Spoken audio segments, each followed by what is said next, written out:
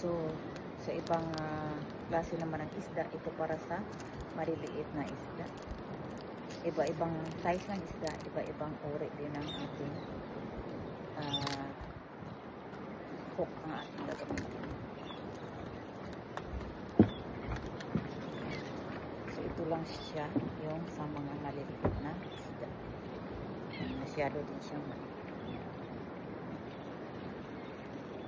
Para yan sa mga galunggong. Ito, gamit natin sa parang galunggong. So wala pang masyadong mga tao dahil ang araw at malamig.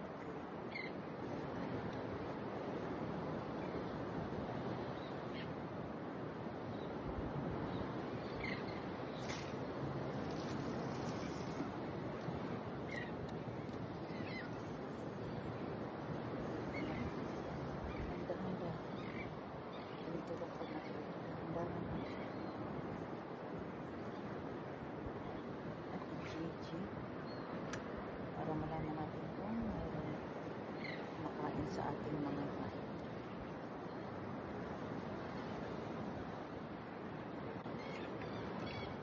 Ayan, panibagong araw ng ating fishing, ng ating pangingisda. Ito ang ating gagamitin ngayon para sa ating malalaking isda. Ayan, ito ang ating gamit at subukan natin para tingnan natin kung okay ba ang ganitong floating bag.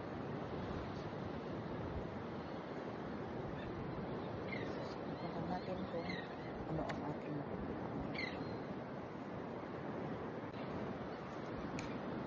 So ito lang guys ang ating catch ng mga tao. Spanish like